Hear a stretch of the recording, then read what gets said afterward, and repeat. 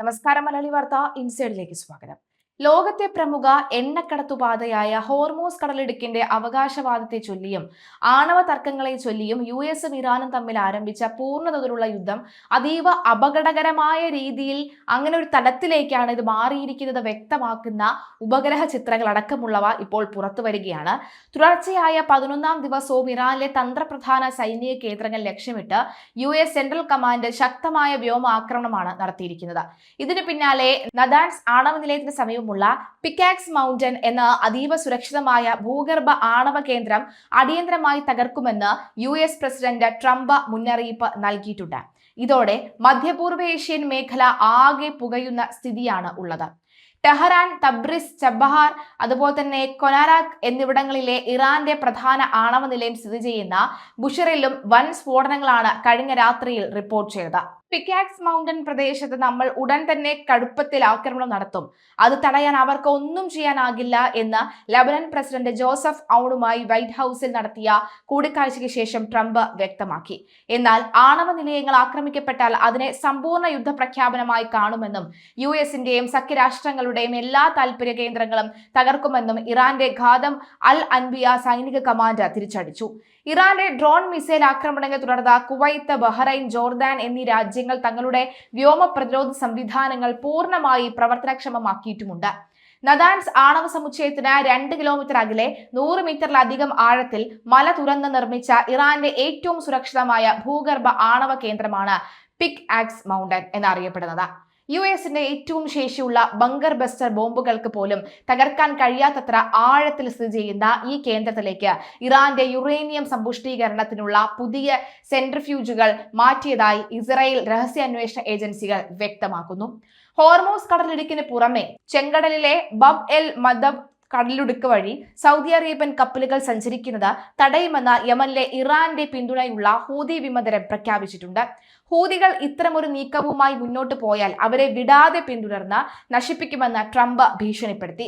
കഴിഞ്ഞ ഏപ്രിലിൽ വെടിനിർത്തൽ പ്രഖ്യാപിച്ചിരുന്നുവെങ്കിലും ലോക വ്യാപാരത്തിന്റെ പ്രധാന എണ്ണക്കടത്തു പാതയായ ഹോർമൂസ് കടലിടുക്കിന്റെ നിയന്ത്രണത്തെ ചൊല്ലിയും US-ഉം ഇറാനും തമ്മിൽ വീണ്ടും യുദ്ധം പൂർണ്ണതോതിൽ ആളിപ്പടരുകയുമാണ്. കുവൈത്തിനും ബഹ്റൈനും നേർക്കുള്ള ഇറാന്റെ ആക്രമണങ്ങൾ കൂടുകയും കടുക്കുകയും ചെയ്യുന്നുണ്ട്. ബഹ്റൈനിൽ ഇന്ന് 6ാം തവണയും അപകട സൂചനാ സൈറണുകൾ മുഴങ്ങി. ജനങ്ങൾ പൂർണ്ണമായും ശാന്തരായിരിക്കണമെന്ന ഉടൻ തന്നെ തൊട്ടടുത്തുള്ള സുരക്ഷിത സ്ഥലത്തിലേക്ക് മാറണമെന്നും ബഹ്റൈൻ ആഭ്യന്തര മന്ത്രാലയം നിർദ്ദേശം നൽകിയിട്ടുണ്ട്.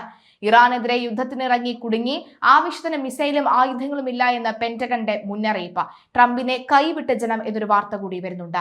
ശക്തമായി അപലപിച്ച UAE, Qatar, Bahrain, Kuwait, Jordan എന്നീ രാജ്യങ്ങൾ ലക്ഷ്യമിട്ട് ഇറാൻ വീണ്ടും നടത്തിയ മിസൈൽ ഡ്രോൺ ആക്രമണങ്ങളെ UAE-യും ഖത്തറും ശക്തമായ ഭാഷയിൽ അപലപിച്ചു. ഇത്തരം ആക്രമണങ്ങൾ സഹോദര രാജ്യങ്ങളുടെ പരമാധികാരത്തിന് മേലെയുള്ള നഗ്നമായ ലംഘനമാണെന്നും മേഖലയുടെ സുരക്ഷയ്ക്കും സ്ഥിരതയ്ക്കും വലിയ ഭീഷണിയാണെന്നും UAE വിദേശകാര്യ മന്ത്രാലയം പ്രസ്താവനയിൽ വ്യക്തമാക്കി. ബഹ്റൈൻ, കുവൈറ്റ്, ജോർദാൻ എന്നീ രാജ്യങ്ങൾക്ക് UAE പൂർണ്ണ പിന്തുണയും പ്രഖ്യാപിച്ചു.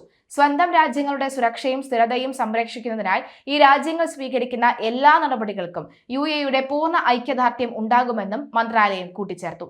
ഇറാന്റെ നടപടി അയൽ രാജ്യങ്ങളുടെ പരമാധികാരത്തിന് മേലെയുള്ള കടന്നുകയറ്റവും അതിർത്തികളുടെ സുരക്ഷയ്ക്കുള്ള ഭീഷണിയുമാണ് എന്ന് ഖത്തർ വിദേശകാര്യ മന്ത്രാലയം പ്രസ്താവനയിൽ വ്യക്തമാക്കി. ആഗോള ഊർജ വിതരണത്തിനും സമുദ്ര സഞ്ചാരത്തിനും കടുത്ത വെല്ലുവിളി ഉയർത്തുന്ന ഇത്തരം ആക്രമണങ്ങൾ രാജ്യാന്തര നിയമങ്ങളുടെ, ഐക്യരാഷ്ട്രസഭയുടെ തത്വങ്ങളുടെയും നഗ്നമായ ലംഘനമാണെന്നും ഖത്തർ ചൂണ്ടിക്കാട്ടിയിട്ടുണ്ട്. അതേസമയം പശ്ചിമേഷ്യയിൽ US-ഇറാൻ സൈനിക ഏറ്റുമുട്ടൽ കൂടുതൽ രൂക്ഷമാകുന്നതിനിടയിൽ ഇറാനെതിരെ പൂർണ്ണമായ ഒരു യുദ്ധത്തിലേക്ക് കടക്കാൻ US-ന്റെ പക്കൽ ആവശ്യത്തിന് മിസൈൽ ശേഖരണമില്ല എന്ന് പെന്റഗൺ ഉദ്യോഗസ്ഥന്റെ മുന്നറിയിപ്പ്.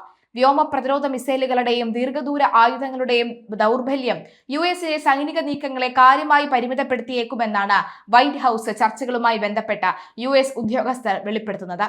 US-ന് വേണ്ടത് ഇറാന്റെ ഹൃദയം എന്ന് തന്നെയാണ് അമേരിക്ക ആവർത്തിച്ചു പറയുന്നത്. അതേസമയം സുരക്ഷിതമായ രീതിയിൽ യുദ്ധ നടപടികൾ ദീർഘകാലത്തേക്ക് തുടരാൻ ആവശ്യമായ മിസൈലുകൾ നിലവിൽ നമ്മുടെ പക്കലില്ല. വൈറ്റ് ഹൌസിന് ഈ യാഥാർത്ഥ്യത്തെക്കുറിച്ച് പൂർണ്ണ ബോധ്യമുണ്ട് എന്ന് കരുതുന്നില്ല എന്ന് ഉദ്യോഗസ്ഥർ രാജ്യാന്തര മാധ്യമങ്ങളോട് വ്യക്തമാക്കി.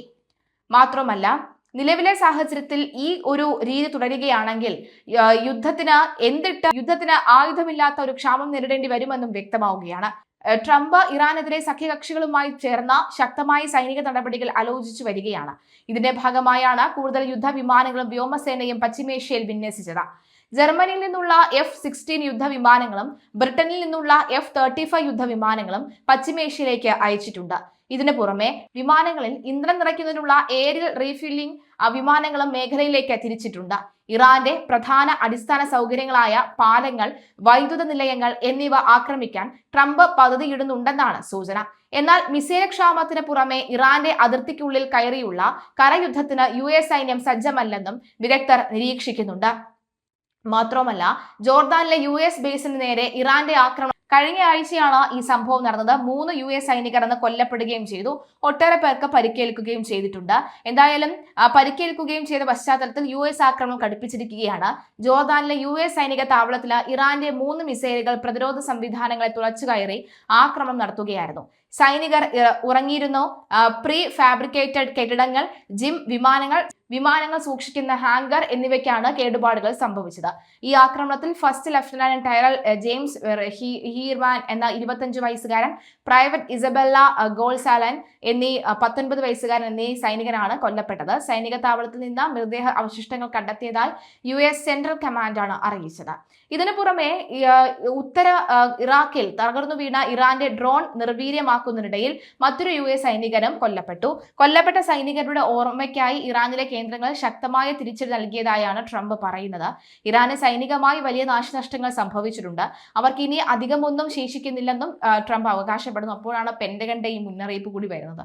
അതേസമയം ഇറാന്റെ ആക്രമണത്തിൽ പരിക്കേറ്റ ഡസൻ കണക്കിന് സൈനികരുടെ വിവരങ്ങളോ നാശനഷ്ടങ്ങളോ യഥാർത്ഥ കണക്കുകളോ പെന്റഗൺ പുറത്തുവിട്ടിട്ടില്ല എന്ന ന്യൂയോർക്ക് ടൈംസിന്റെ റിപ്പോർട്ട് കൂടി പുറത്തു വരികയാണ്.